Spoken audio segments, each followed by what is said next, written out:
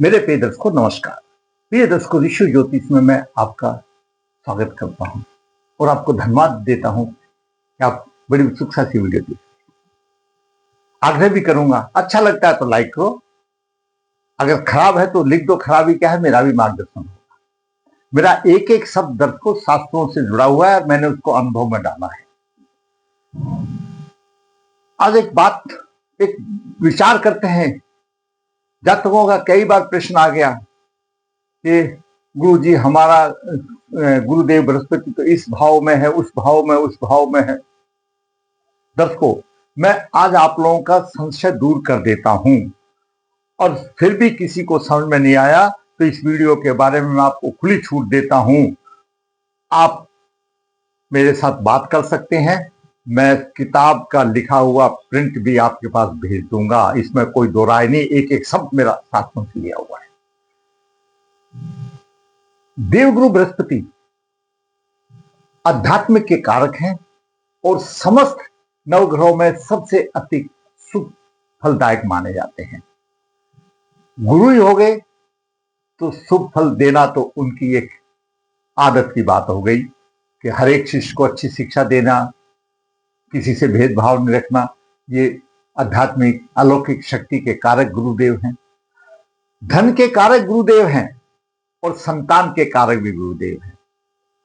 और कुंडली के जो 12 भाव होते हैं ना, ये 12 भाव, 1 से लेकर 12 भाव, इनमें द्वितीय भाव के भी कारक हैं, पंचम भाव के भी कारक हैं, इंडिपेंडेंट कारक हैं, द्वितीय भाव के भी, पंचम भाव के भी कारक हैं और नवम भाव के भी कारक हैं। लेकिन नवम भाव में सूर्य भी कारक है, गुरु भी कारक है और दसम भाव के भी कारक है, वो भी मिली जुली सरकार के हैं, क्यों बुध भी कारक है और सूर्य भी कारक है, शनि भी कारक है, 4 ग्रह कारक है। लेकिन एकादश भाव में, एकादश भाव के अपने आप में कारक है, गुरुदेव कारक है एकादश भाव। एकादश भाव और द्वितीय भाव दोनों धन से जुड़े हुए हैं। लगन, पंचम और नवम भाव ये धर्म त्रिकोण जुड़े हुए हैं। ये साधारण तौर पर हमने कई बार बता दिया है। बताने को तो बहुत कुछ है गुरुदेव के बारे में, लेकिन लगभग सभी आदमी जानते हैं कि मेरा गुरु अच्छा है, मेरा गुरु खराब है, ये है। मैं आपका बिल्कुल संशय दूर कर देता हूं इस विषय में कि ये कुंडली के 12 भाव हैं। 1, 2, 3, 4 ये केंद्र हैं, 2 त्रिकोण हैं और एक द्वितीय भाव और एकादश भाव है। इनमें गुरु अगर बलवान स्थिति में है तो बहुत अच्छा फल देते हैं। हालांकि सप्तम भाव के कारक शुक्र है, उनकी शत्रु की राशि है, लेकिन नहीं, वो जीवन साथी का भाव है, लगन को देखते हैं और जिसके सप्तम भाव में गुरु होता है तो उसका जीवन साथी अलग ही समृद्धिवान होता है और ये हमने प्रैक्टिकल रूप में भी देखा है। एकादश भाव में आमदनी का भाव है और उसके कारक है गुरु, इसमें कोई दो राय नहीं है। तो दर्शकों, ये 8 भाव, 4 त्रिकोण, 4 केंद्र, 2 त्रिकोण, एक एकादश, एक द्वितीय भाव, ये गुरु के अच्छे स्थान हैं। अगर इनमें बलवान स्थिति में हो तो कोई समस्या नहीं, लेकिन यहीं पर आपको घबराने की जरूरत नहीं है। ये तो भाई 12 भाव हैं, सभी के तो नहीं हो सकते, लेकिन जिसका भी है वो बड़ा भाग्यशाली है, शुभ स्थिति में हो। हालांकि दसम भाव में कालपुरुष की नीच राशि हो जाती है, लेकिन वो मैंने एक ही शब्द बता दिया कि शुभ स्थिति में हो। शुभ स्थिति में हो तो वारे के नारे हैं, अच्छा राजयोग बनता है, धन समृद्धि की कोई कमी नहीं। लेकिन इसके अलावा भी आपको घबराने की बात नहीं है। आप अपना चंद्रमा को देखिए, चंद्रमा कहां पर है? चंद्रमा यहां है, यहां है, यहां है, यहां, यहां है। चंद्रमा से 7 स्थान ऐसे हैं जो कि अगर गुरुदेव हैं तो उनका क्या फल मिलता है, मैं बता देता हूं। तो चंद्रमा एक लगन है। अगर चंद्रमा जहां पर है आपकी कुंडली में, चंद्रमा के साथ गुरु भी है, पहले ही वो मैंने एक ही बात बता दिया, शुभ स्थिति वाली तो मैंने पहले बता दी। अगर चंद्रमा के साथ गुरु हैं तो जातक की दीर्घ आयु होगी, रोगों से रहित होगा, हमेशा धन से पूर्ण होगा और धनवान होगा। चंद्रमा के साथ गुरु है। मैंने यहां पर गजकेसरी योग का नहीं बताया है, वो एक अलग बात है, केंद्र में मिलेगा। चंद्रमा कहीं पर भी हो, वहां के साथ में गुरु हो, लेकिन शुभ स्थिति में हो तो फिर भी कुछ ना कुछ जैसा भाव है वैसे कुछ ना कुछ समृद्धि और धन की शक्ति देगा। चंद्रमा से दूसरे भाव में, आपका चंद्रमा जहां पर है, मान लिया चंद्रमा यहां है तो दूसरा भाव ये आ जाएगा। चंद्रमा से दूसरे भाव में अगर देवगुरु बृहस्पति हो, राजाओं द्वारा सम्मान मिलता है, धन मिलता है। भाई राजा किसको सम्मान देंगे? जो अच्छा काम करेगा। तो ज्योतिषशास्त्र पुराना है, दीर्घायु होती है, महाप्रतापी होती है, धर्मात्मा होता है और मन में किसी किस्म का पाप नहीं होता अगर चंद्रमा से द्वितीय भाव में गुरुदेव बृहस्पति हो। चंद्रमा से तीसरे भाव में जहां पर आपका चंद्रमा है वहां से तीसरे भाव में अगर देवगुरु बृहस्पति हो तो आप ये नोट कर लो डायरी में, मेरी बात अगर आजमा के देख लो, लोग उसका सम्मान करते हैं, लोग सम्मान करते हैं। और जब जिसकी कुंडली में, मान लिया आपके बच्चे की कुंडली में चंद्रमा से तीसरे स्थान पर गुरु है, तो जब आपका बच्चा 17वें साल की आयु में कदम रखेगा या उस आपके बच्चे की 17वें साल की आयु जब शुरू हो जाएगी तो आप नोट कर लो, वो अपने पिता की आर्थिक स्थिति को समृद्धि करेगा, चाहे कारण कुछ भी बने, चाहे लाठी लग जाए या पीएफ का पैसा मिल जाए या रिटायरमेंट का पैसा मिल जाए, वो उससे मतलब नहीं। लेकिन जब आपके बच्चे की कुंडली में अगर चंद्रमा से तीसरे स्थान पर गुरु है, देवगुरु बृहस्पति है, तो जब वो बच्चा 17वें साल की आयु में कदम रखेगा या शुरू होगी तो उसके पिता की आर्थिक स्थिति सुदृढ़ हो जाएगी, मजबूत हो जाएगी, वृद्धि हो जाएगी। चंद्रमा से पंचम भाव में नव पंचम योग बन जाता है। जहां पर आपका चंद्रमा है वहीं से गिनती कर लो, मान लिया चंद्रमा यहां है तो पंचम में यहां गुरुदेव बृहस्पति आगे कहीं पर भी होने दो, दिव्य दृष्टि वाला होगा। ऐसे जाते की दिव्य दृष्टि होगी, मतलब अच्छी दृष्टि होगी, अच्छी सोच होगी, अच्छी संतान होगी, महाधनी होगा, श्रेष्ठ पुरुष होगा। चंद्रमा से सप्तम में अगर देवगुरु बृहस्पति हो, दीर्घजीवी होगा, कम खर्चा करने वाला भी होगा, घर का मुखिया होगा। थोड़ी सी जॉइंटिक्स की शिकायत ऐसे हो जाती है, पीले वीले की, वो एक अलग बात है, लेकिन अच्छा होगा। चंद्रमा से नौ भाव में, चंद्रमा से पंचम भाव में नव पंचम योग बनता है, चंद्रमा से नौ भाव में भी नव पंचम योग बनता है, जो कि देवगुरु बृहस्पति का एक अच्छा योग माना जाता है, लक्ष्मी मान माना जाता है। चंद्रमा से जब नौ भाव में अगर गुरुदेव होंगे तो जातक धर्मात्मा होगा, धनवान होगा, अच्छे रास्ते पर चलने वाला होगा और देवताओं और गुरुजनों का सम्मान करने वाला होगा और अपने कुल को चार चांद लगा देगा जब चंद्रमा से नवम भाव में गुरु हो। तो क्यों? नवम भाव धर्म का भाव होता है। एकादश भाव में, चंद्रमा से एकादश भाव में अगर गुरु है तो शास्त्र ये कहता है अच्छी सवारी मिलेगी, राजा तुल सुख भोगने वाला धनी होगा। तो ये मैंने आपको चंद्रमा से लगन से 7 भाव बता दिए। चंद्रमा से दसम भाव में शास्त्र ये कहता है अच्छा तो होगा, लेकिन उसकी अच्छाई कुछ इस किस्म की हो जाती है कि तपस्वी बन जाता है, घर बार भी छोड़ देता है और लीन हो जाता है, ऐसा भी है। लेकिन मैं ये कहूंगा कि वो राशि ग्रह के हिसाब से फर्क पड़ता है। अगर अच्छा स्थान पर होगा तो चंद्रमा से दसम भी अच्छा ही मिलेगा, उसमें कोई दो राय नहीं है। तो दर्शकों, मैंने आज आपको गिनती करा दिए, लगन से 8 भाव गिनती करा दी दिए। 1 2 3 4 5 6 7 8 भाव तो लगन से करा दिए और 7 भाव चंद्रमा लगन से बना दिए। 8 और 7 15 भाव हो गए। टोटल हमारे ऋषि मुनियों ने तो 12 भाव बना के दिए हैं। तो घबराने की जरूरत नहीं है। अगर आपका लगन से नहीं है तो आप चंद्रमा लगन से देखिए।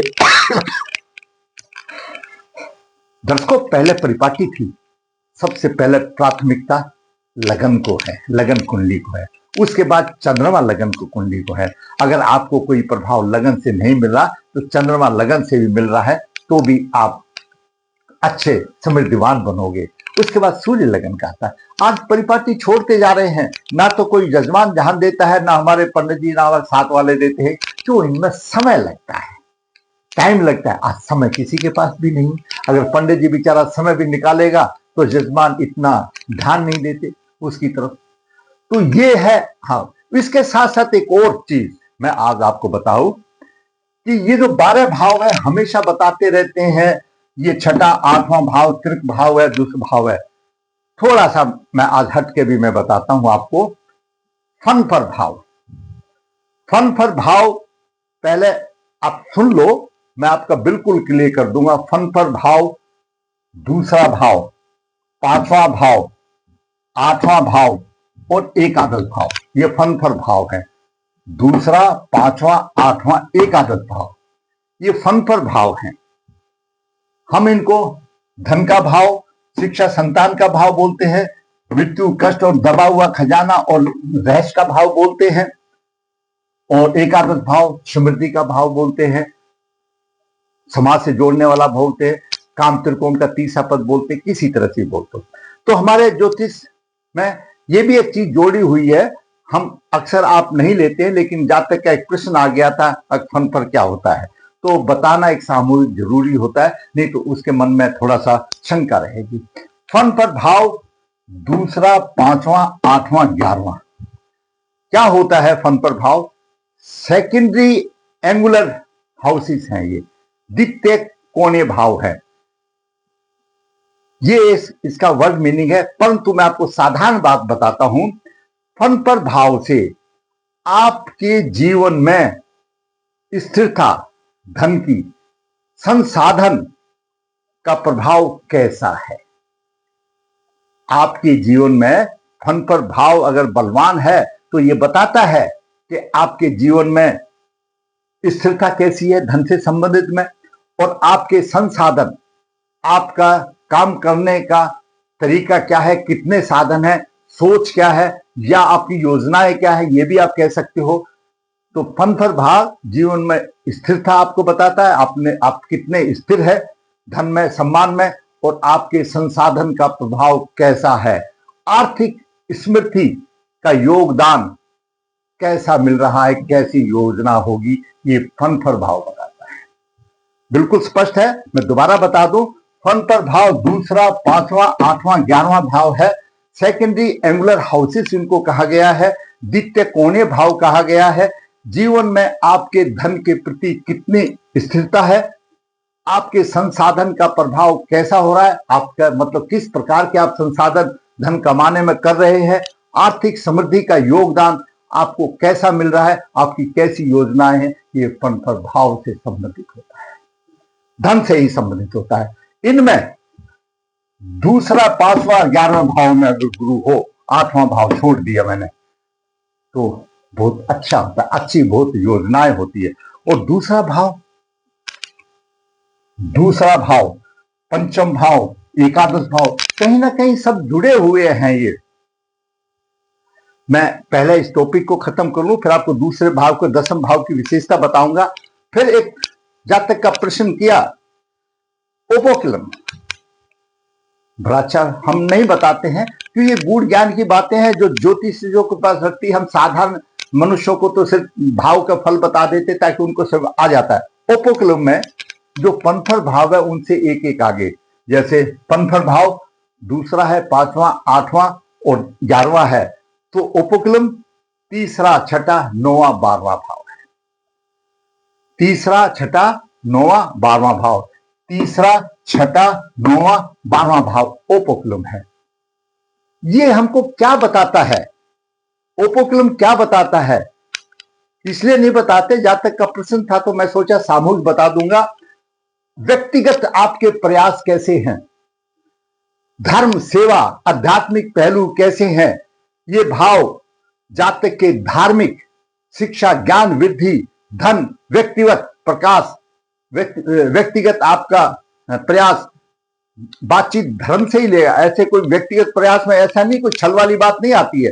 ज्योतिष में धर्म की बात आती है, उससे जुड़े हुए हैं और आप उसमें कितना करोगे, ये आपका ओपिकुलम बताता है। ओपिकुलम भाव 3, 6, 9, 12 आपका धार्मिक शिक्षा का ज्ञान, बुद्धि, धन, व्यक्तिगत आपके कैसे प्रयास आप कर रहे हैं धार्मिक प्रयास से, वो आपके प्रयासों को भी बताता है ओपिकुलम। साधारण तौर पर हम नहीं बताते कि आपको कंफ्यूजन हो जाता है, लेकिन अगर जो ठीक है, जो नोट करना चाहे नोट कर सकता है। इसमें ओपिकुलम में 9वें भाव में, क्योंकि तीसरा, छठा और 12वें भाव में गुरु की शुभ स्थिति नहीं होती है, 9वां भाव वही भाग्य भाव आ जाता है, शुभ स्थिति होती है उसके परिवार, तो वो हमने ले लिया 9वां भाव की शुभ स्थिति। तो मैंने आज आपको बता दिया, इसमें कोई दो डाउट नहीं किसी को। गुरुदेव द्वितीय भाव में, 4 त्रिकोण में, पंचम में, 9 में और एकादश में। भाई एकादश को कैसे छोड़ देंगे, तो उसका तो कारक ग्रह है। अब जैसे कुंभ लगन की कुंडली आती है, कुंभ लगन में एकादश भाव में धनु राशि है और द्वितीय भाव में मीन राशि है। अगर उसका गुरु अच्छा हो जाए तो एक वरदान माना गया है, गुरु कुंभ लगन के लिए एक वरदान माना गया है, अगर उसकी शुभ स्थिति में हो, धन की पॉइंट ऑफ व्यू से मैं बता रहा हूं। तो मैंने आपको बताया कि गुरुदेव की लगन से स्थिति कैसी है, ये फिर कहूंगा बलवान होना चाहिए। और दूसरा, अगर आपकी नहीं आ रही है, आपके चंद्र लगन से देखिए, चंद्रमा से आपके गुरु कहां है, मैंने आपको 7 पॉइंट बता दी, और फिर आप निश्चिंत हो जाइए, लेकिन आपका गुरु बलवान होना चाहिए। दूसरा चीज मैं बता देता हूं, आपका गुरु अगर पीड़ित है तो उसके उपाय कर लीजिए, उसके उपाय कर लीजिए, गुरु के उपाय कर लीजिए, नेट पे देख लीजिए।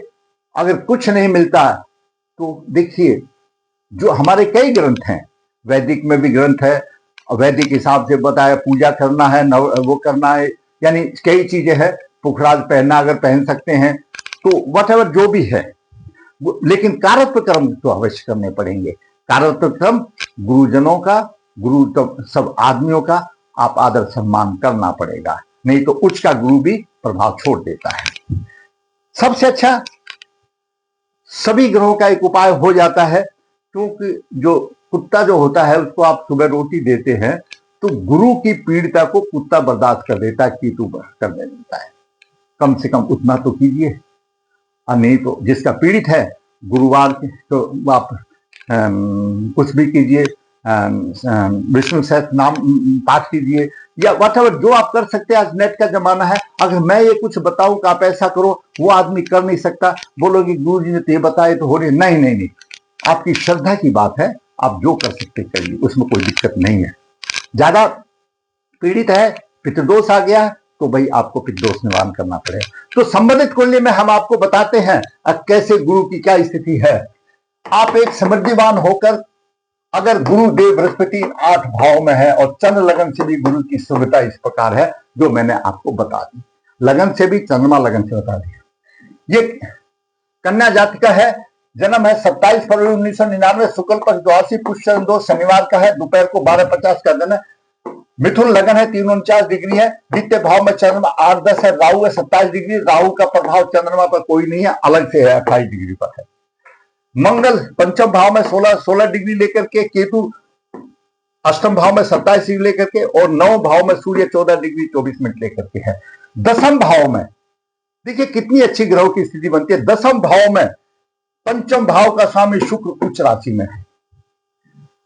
लग्नेश बुध 1 डिग्री 35 मिनट के ऊपर है, नीच राशि में है, और नीच राजयोग बना रहा है। तो इसमें नीच राशि आ जाता है, नीच राजयोग बना रहा है। लग्नेश और चतुर्थ भाव का स्वामी है। गुरु अपनी राशि में है, 2 केंद्राधिपति दोषी है, लेकिन यहां पर दोषी नहीं रहा। क्यों नहीं रहा? लग्नेश के साथ आ गया, पंचमेश के साथ आ गया। जब त्रिकोणेश के साथ गुरु आ जाता है या कोई भी ग्रह आ जाता है, दोष खत्म हो जाता है। और तीनों शुभ ग्रह, शुक्र, गुरु, बुध, एक लाइन में तीनों दसम भाव में आ गए। अब दूसरी तरफ देखते हैं तो दसम भाव उपचय भाव। उपचय भाव क्या होते हैं? उपचय भाव 3, 6, 10, 11, ये 4 भाव उपचय भाव में। दसम भाव एक्टिवेट हो रहा है और तीन ही शुभ ग्रह, तीनों शुभ ग्रह दसम भाव में आ गए, तीनों शुभ ग्रह दसम भाव में आ गए। कितनी अच्छी बात है, लेकिन थोड़ी सी कमी तो सब जगह हो जाती है। नवास देखते तो विश्व नवास में मंगल और सूर्य आ गया, मंगल और सूर्य विश्व नवास में आ गए। मंगल 16 डिग्री लेकर के बैठा हुआ है पंचम भाव में, तो मंगल अपनी राशि को देख रहा है तो हानि करेगा, आमदनी की हानि करेगा। वहां पर सूर्य नीच, शनि नीच राशि में है, तो यहां देख रहा उच्च राशि से, तो यहां पर बड़ा रहेगा। आमने सामने की बात है, लेकिन शनि कमजोर है, फिर भी शनि नीच राशि में आ गया, मंगल यहाँ पर उधर मचाएगा, थोड़ा सा है विश्व नवास में है, ये एक ड्रॉबैक है। और सूर्य भी विश्व नवास में आ गया। सूर्य तृतीय भाव का कारक है, राजसत्ता का कारक है, प्रशासन का कारक है, तो अपने उसमें हानि करेगा। परंतु सभी ग्रह, सभी प्रभाव सभी का नहीं मिलता। अगर आपकी कुंडली में एक दो प्रभाव शुभ है तो फिर तो जीवन में पार आ जाती है। कैसे? लग्नेश और चतुर्थ भाव का स्वामी बुध है, नीच राजयोग बना रहा है, और बुध पुष्कर नवास में आ गया। जब बुध पुष्कर नवास में आ गया तो ज्योतिष का सिद्धांत कहता है लगन को भी प्रतिष्ठा मिल गई और चतुर्थ भाव को भी प्रतिष्ठा मिल गई, उस दृष्टि से देख रहा है। ठीक है। उसके बाद चंद्रमा भी पुष्कर नवास में आ गया। चंद्रमा माता का कारक है और चतुर्थ भाव में धन की और कुटुंब की कोई कमी नहीं, चंद्रमा दे रहा है। गुरु भी पुष्कर नवास में आ गया। गुरु यहां पर हंस महापुरुष योग बना रहा है, हंस महापुरुष योग बना रहा है। गुरु अपनी राशि में है और साथ में शुक्र भी बन रहा है और बुध भी है। कितना संयोग बना। और जब हंस महापुरुष योग बन गया तो फिर उसको कहने ही क्या है, थोड़ा सा है, क्योंकि शनि के नक्षत्र में, शनि नीच राशि में, ये भी एक पितृदोष हो जाता है। लेकिन बना तो सही, अच्छा बना। तो यहां पर गुरु ने हंस महापुरुष योग बना करके प्रतिष्ठा बढ़ा दी। लग्नेश और चतुर्थ में बुध पुष्कर नवास में आ गया, प्रतिष्ठा बढ़ा दी। और शुक्र भी उच्च राशि में है और गुरु का प्रभाव शुक्र के साथ है, शुक्र पंचमेश है। मंगल यहां कितना भी कर लेगा, शिक्षा संतान भी उसको मिली जाएगी। मतलब यहां पर गुरु चंद्रमा से लगन से दसम भाव में भी आ गया, लगन से दसम भाव में आ गया। चंद्रमा गुरु अपनी राशि में बना रहा है, तो हम कैसे खराब बता देंगे, दसम भाव में खराब होगा। और चंद्रमा से भी नवम भाव में आ रहा है। जब चंद्रमा से नवम भाव में होगा तो जातक धर्मात्मा होगा, धनवान होगा, अच्छे रास्ते पर चलने वाला होगा, देव और गुरुजनों का सेवक होगा। ये नव पंचम योग बन रहा है, अपने आप लक्ष्मी योग बन रहा है और व्यवसाय भी अच्छा बन रहा है। भाग्य थोड़ा सा कमजोर है, साथ नहीं देता ऐसे जातक को, क्यों? शनि नीच राशि में आ गया, भाग्य का स्वामी नीच राशि में आ गया, तो ऐसे जातक को पितृदोष निवारण कर लेना चाहिए। बाकी बात रही गुरु की, तो गुरु ने कमी नहीं छोड़ी। अब चंद्रमा लगन से इसी चीज को देखते हैं हम। चंद्रमा लगन से, चंद्रमा से नौ भाव में गुरु आ गया, अच्छा भाग मिल रहा है, सारी चीज मिल रहा है। चतुर्थ भाव का स्वामी हो गया, माता पिता को भी तीर्थ यात्रा कराने वाला, और गुरु की पंचम दृष्टि यहाँ पर पंचम भाव पर आ रही है। अच्छा, मंगल अपनी राशि को देख रहा है, लेकिन विश्व नवास में आ गया, हानि दे देगा, परिश्रम से देगा, तो दोष निवारण करना चाहिए। तो ये मैंने आपको गुरु के आधार पर मैंने इसको कुंडली बताई कि लगन से दसम भाव में है और चंद्रमा से नवम भाव में है, धन के वारे के नारे अच्छा प्रभाव देगा। अब ये स्त्री जाति का कुंडली है। एक चीज और मैं यही बता देता हूं, मान लिया कोई भी लड़की है, अगर उसको ये मौका नहीं मिलता, ग्रहों की दशा बाद में आती है, तो ये जितने शुभ योग हैं वो उसके पति को लग जाते हैं, उसके पति को लग जाते हैं, तो ग्रहों का प्रभाव कहीं नहीं है। तो मैंने आज आपको बताया कि वो जातक बहुत भाग्यशाली हैं जिनका कि गुरु इन भावों में है, शुभ है, व्यवस्थित है। जिस तरह से मैंने उदाहरण तौर पर बताया, आप डाल करके देख सकते हैं, 1250 का पीएम का है, ये स्थिति बनती है।